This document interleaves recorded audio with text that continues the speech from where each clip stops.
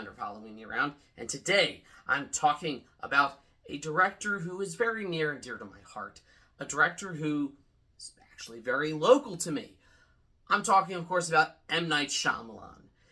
Very few names conjure up the strong opinions and feelings on either sides as M. Night Shyamalan.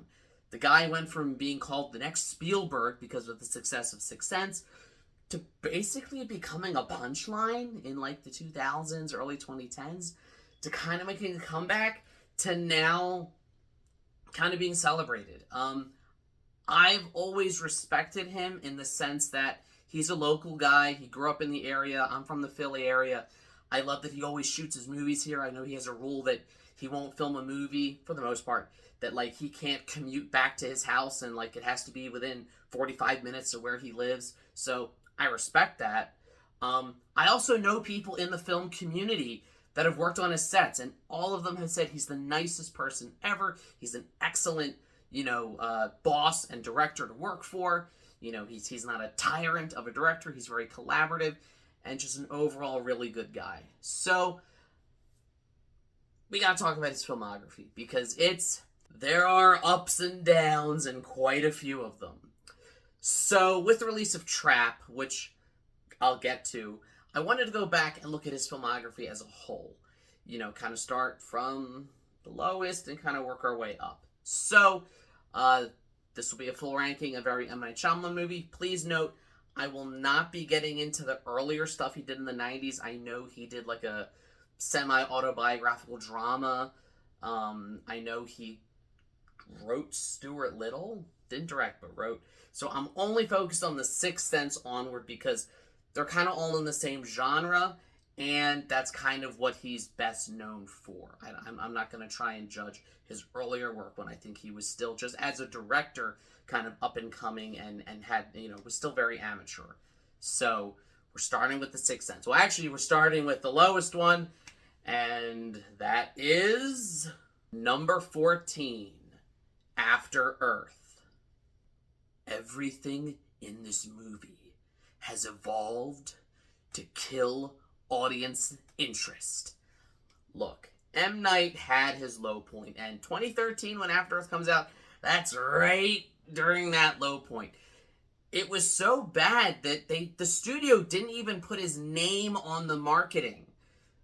Will Smith personally hired M. Night to, it was basically, he was producing it, and it was his, bar mitzvah gift to his son, Jaden, to make him an action star.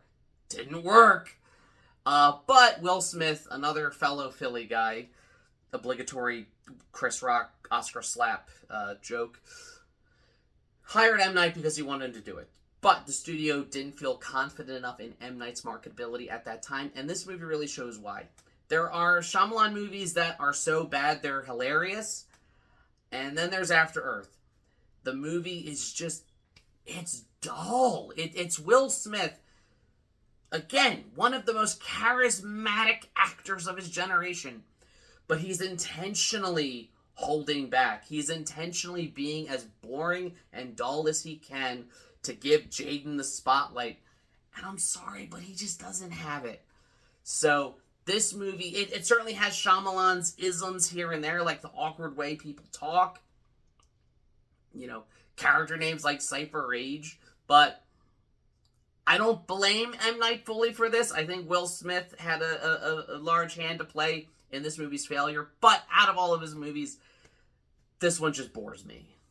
Number 13, The Last Airbender. Alright, all you Avatar The Last Airbender purists in the comments, I know. You're all probably typing, how is Last Airbender not bottom? Okay. I never said it was good, and I'm not saying it's good. It's next to last.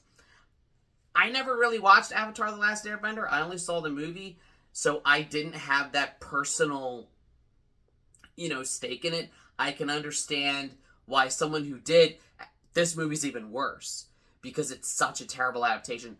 I saw it as just a really bad movie with awkward writing, really bad acting, and just, cool visuals, but, not...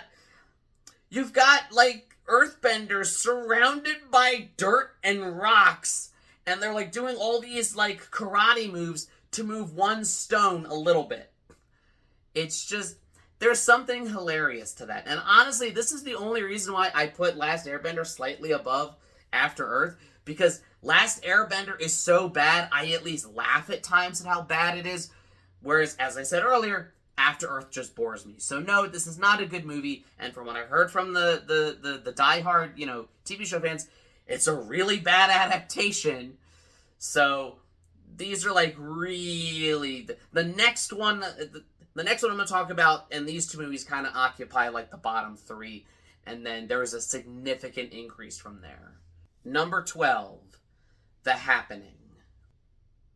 This one is like the ultimate so bad it's funny. This is where I'm not convinced that M. Night doesn't know it's a comedy. And I think later in his career, and later on this list, I'll kind of get into it, where he sort of becomes self-aware of his style and pokes fun at it.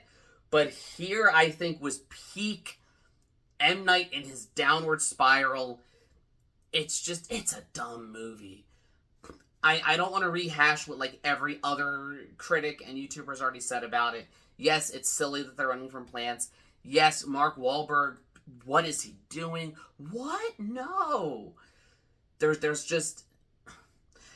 a lot to laugh at, and I feel like this is a movie that, if it was in on the joke, like some of his other movies I think are, I would like it more. But the fact is, it is unintentionally hilarious, and for all the wrong reasons. I don't think it's in on the joke. I think that it does legitimately take itself seriously, and you can take a silly premise and make a great movie out of it. I just don't think that was the case here. I think it just had all the wrong ingredients, and I think that, as M. Night would later learn with some of his bigger budget studio films I already talked about, this is kind of where the bigger budget he gets, the worse things are getting. Number 11, Lady in the Water. I have a hard time with this one because where I said, like, it's so bad it's funny, I know there are people who think that this one is so bad it's funny. Unless, yes, it has the goofy moments. The reason I don't like Lady in the Water is I can't get over just how overly pretentious it is. How he's like he literally makes the critic into a caricature and watches it, has him get killed as like his middle finger to the critics. Which, I mean, on the one hand, that's entertaining, that's funny. But, like, there were some dumb choices made, especially in this one.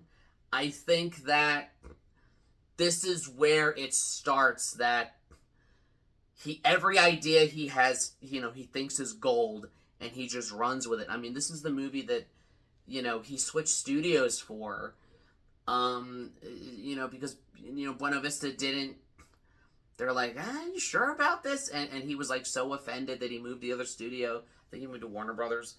And I think that there's, again, it's a premise that's silly and could work, I think, with a better script.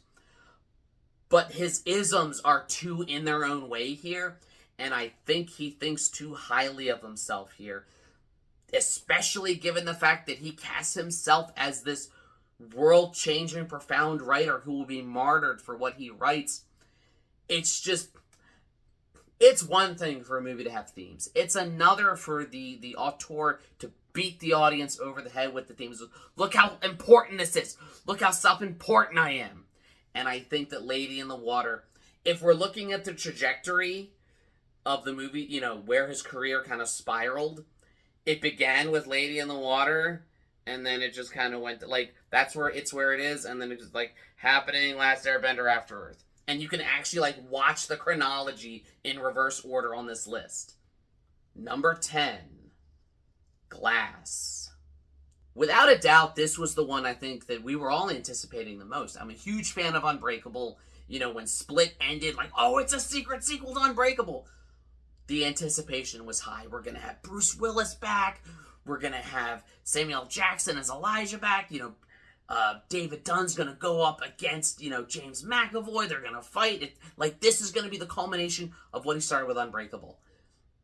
And it is that for the first 20 minutes where David Dunn is fighting crime and he's rescuing those cheerleaders from the beast and all that. But then it tries to gaslight us. It puts them in an asylum where it spends the rest of the movie trying to convince them that their powers aren't real. And it's do they really have powers or not? We know they do. We saw Unbreakable. We saw Glass. Or we saw Split. Why are you going back again? Why are you asking us the same questions you already answered 2 movies ago? I can't forgive that. I can't forgive them propping up this big climactic epic showdown just for a lame fight in a parking lot where Bruce Willis dies in a puddle. And given the real life tragic circumstances of why he had to retire, with his dementia diagnosis, it makes me sad that this is the ending we get with him. That he didn't get to do something cooler. I almost feel like M. Night, he's good at the thriller. He's good at drama. Well, sometimes. He's not a good action director, and I almost feel like this movie would have been better in the hands of another director. But it frustrated me because of how much I was anticipating it and just how much of a letdown it was. Number 9, Old. So this is the first one I'm talking about of his recent, after The Visit, from then on, a lot of people, actually no, Glass was, but this is sort of his comeback era and his hit or miss era. Old has the best of Shyamalan, and it has the worst of Shyamalan. It has all of his awkward isms. It has a little kid running around, what is your name and occupation? As just the most contrived way to do it's I thought of a way to do exposition. What if I have no, M. Night, no. What are you doing? That said, there are moments in this movie that I really, really like.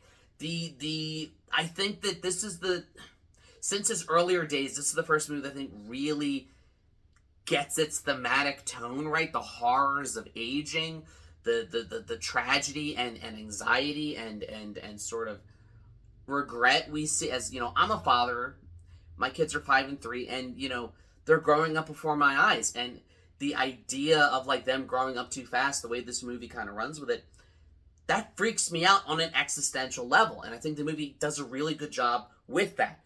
There's some really messed up body horror in it that pushes the boundary for the PG-13 rating. I even kind of like the mid-sized sedan joke, that there's a rapper named Mid-Sized Sedan. Even though it reeks of cringy M. Night dad humor, I like that joke.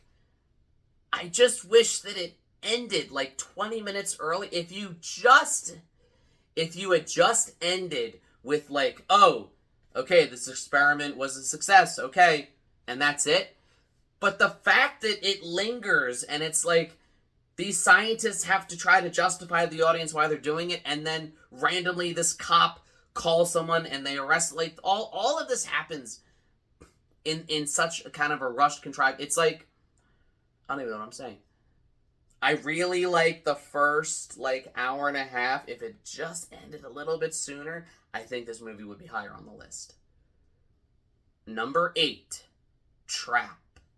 So this is his most recent movie. If you want my full thoughts, I will leave a link in the description to my written review of Trap, where I kind of get more into the things I like, things I didn't like about it. First and foremost, I love Josh Hartnett in this movie. He is charismatic, he is fun, he is creepy, he is everything that we always knew he was. He's a great actor, and he always has been. And I love that this movie kind of shows it off.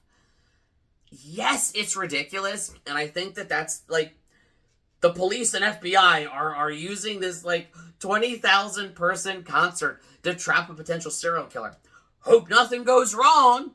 And as you watch the movie, you can't think about the logic of it too much, and you can't think about the character choice. That doesn't make any sense if you just think about it for 5 minutes.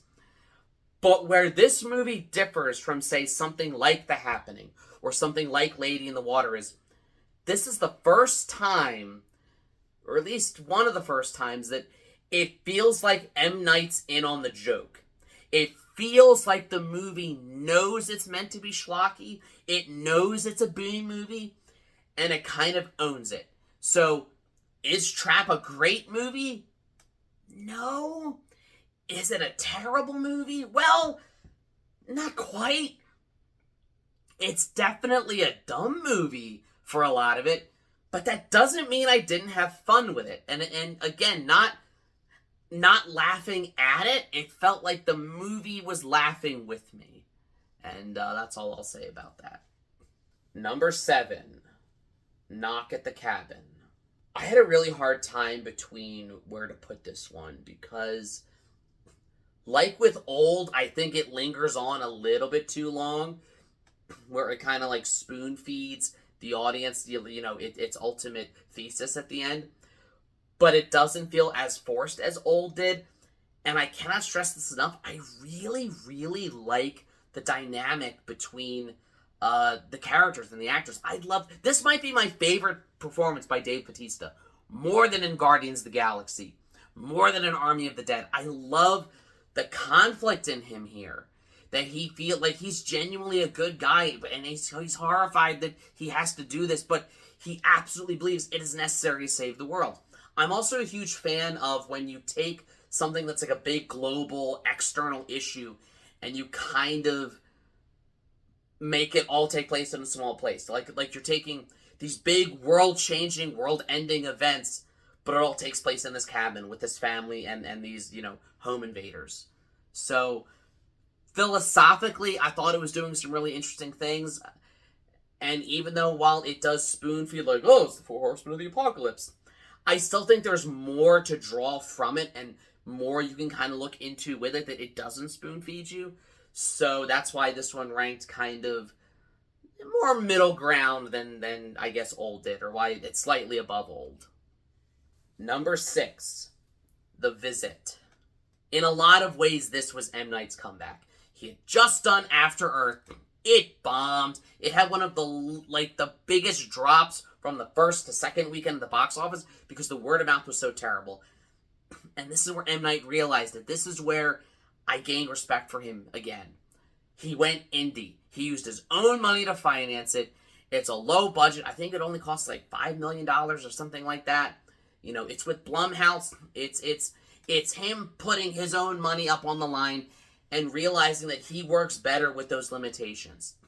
When he was given a blank check to do whatever he wanted, we got stuff like The Happening. We got stuff like Lady in the Water. We got stuff like After Earth. But he thrives here. The Visit is a genuinely creepy movie. For anyone who's ever had, family members you don't talk to that often, it's kind of awkward to be around them. The idea of, being stuck with them for, an entire, weekend or whatever is kind of creepy. And I love how just insane balls to the wall this movie's third act goes. It hits so hard, and I kind of love it. I love it. And again, this is where I think he starts to become self-aware that even M. Night himself admitted, yes, this movie's kind of cheesy, but it's intentional, and that he kind of wrote it to be a horror comedy. And I think that it balances those two tones brilliantly. Number 5, The Village. I will defend this movie, and I will die on a hill defending it. I know a lot of people didn't like the ending. They thought it was stupid. They're like, oh, I totally called it. It's hard for me to say how predictable the ending was because this movie came out when I was 15, so I didn't predict it. I'm like, wow, that's, I thought it was cool. I just love the aesthetic of this movie. M. Night's kind of awkward dialogue where everyone's too formal, I think works here because they're, pretending it's the 1800s. And I really, really like William Hurt in this. This might be my favorite performance of his entire career. The whole speech and monologue he gives at the end where he talks about why he sent his daughter, why he sent Ivy, and why they must protect the innocents here. It's brilliant. It's acting at its best. And just the music, the way it's shot, there's a beauty to this movie that it's not as self-important and contrived as some of his later ones would get. Yes, it has some odd moments. Yes, if you called the twist going in, I understand why that would ruin it for you, but it doesn't for me. I love this movie's vibes. I love the way it looks. I love the way it's shot. I love the way everyone is in it. Just this idea of, like, yes, it feels artificial and it feels contrived, but that's the whole point of this village. They created it to be this bubble. And I think that's really interesting. And especially now, with how, obsessed we are with nostalgia and how obsessed we are with how the past used to be better, I feel like this is a movie that's all the more relevant now, where people are like, what if we could go back to a simpler time? I think if you tried this today, you'd have people lined up to join in. Number 4, Signs. Again, this is one that I saw for the first time when I was in middle school.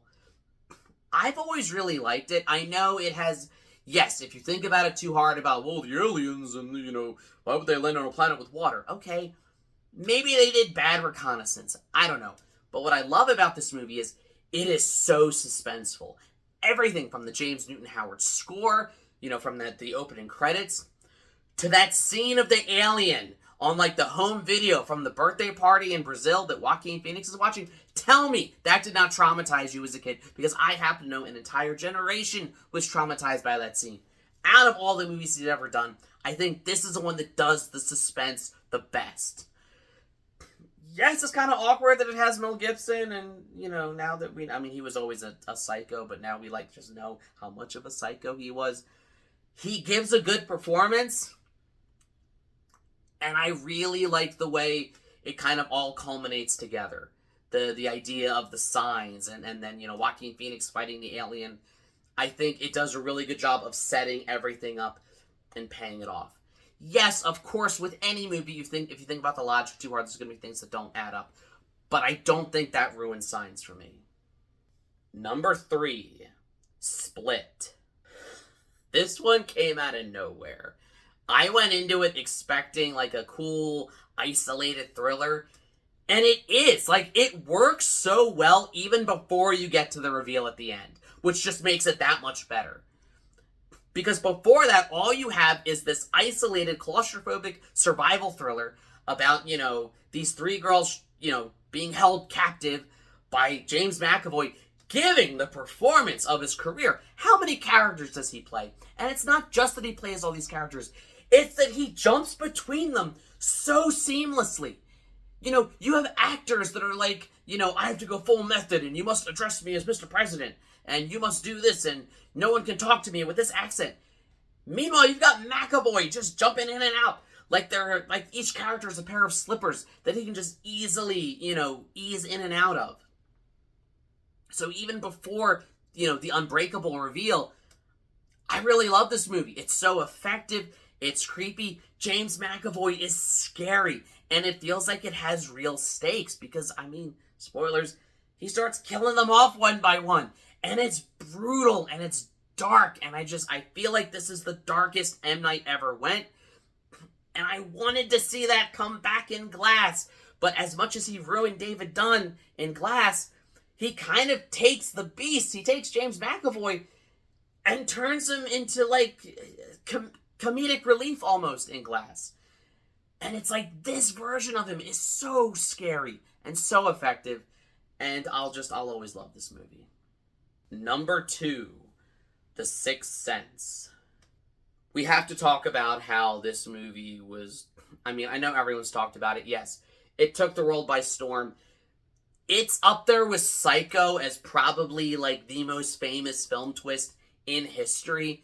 And I think it works kind of like I talked about with Signs, where everything is set up and pays off so well. Sixth Sense does it even better. In terms of being a thriller with a twist, it is perfectly crafted together so that every little thing on that second watch, you read it differently. Just the writing, you can tell he spent a long time on this because it fits together so perfectly. And it works not just because it's scary. Yes, I saw this when I was a kid. Yes, Misha Barton's ghost was terrifying. Yes, when Cole comes out and there's the domestic abuse victim who's no, dinner's not ready. I'm not your mommy. That's downright creepy and scary and terrifying. And there's a reason why a lot of people put this movie in, the scariest movie list. But that's not why it works. Why it works is that we care about the characters. We spend so much time with Cole, with Malcolm, that when you get to that reveal, it's almost like the ending of Ghost, where in that movie you forgot Patrick Swayze is dead, so it just hits you in the feels.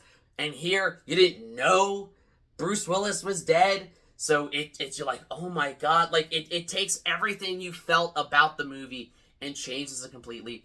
And very few movies in history have ever had such an iconic twist as this. I think he learned the wrong lesson from it, that, like, everything must have a twist. But we'll always have Sixth Sense. And finally, number 1, Unbreakable. Fun fact, I auditioned for this movie.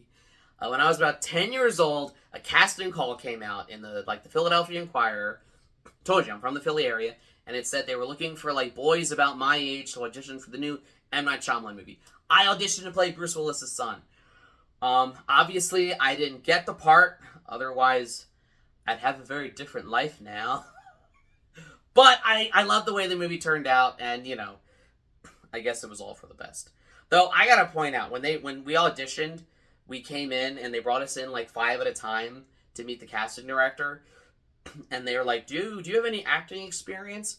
And I'm like, no, but, I got personality. And, this kid over here, freaking thespian, he's like, I played George Washington in the school play. I'm like, you're 10. You're 10. How accurate a school play was that? Yeah, sure. You were a real... You're up there with David Morse in the John Adams miniseries. I need to stop or I'll go on this rant forever. So here's what I love about Unbreakable. As a fan of comic book superhero movies, this did it before it was popular. It did, what if there was a super realistic superhero movie before that was even thought of as a thing, before that genre completely took over. There was Unbreakable. It was the perfect setup, and again, its twist rivals The Sixth Sense. Because, again, the first time you see it, you're like, oh my god. The second time, and every other time after that, you're like, how did I not see this? Of course, Elijah's on the opposite spectrum. Of course, he's the Magneto to his Xavier. It just all fits together perfectly. And again, I keep saying again, I love James Newton Howard's music in all of M. Night's movies, but his Unbreakable score is my favorite. Especially the scene at the train station where, number 1, you have the realization that there are bad, dangerous people all around us all the time. So that's comforting. And 2, it's such a fascinating and compelling hero's journey that at the, he is, it's almost like a Greek myth, because David Dunn is this flawed hero who at the very beginning, he feels this sadness all the time. And then it's when he finally becomes the hero, he realizes that's what he's always been meant to be. I don't think the superhero genre would be what it is without this movie. And I kind of wish Glass had been made before all that, because I think it kind of skewed our perceptions of it. And I think I would have been very interested to see what M. Night would have done with the rest of it. But hey, these are just my picks. I would love to hear yours. Please leave a comment. What are your most least favorite M. Night Shyamalan movies? What are your rankings? I want to know. There's a lot of very wide opinions on this guy. Like, share, subscribe, all the YouTube stuff. If you don't, you may end up being stuck in one of his movies.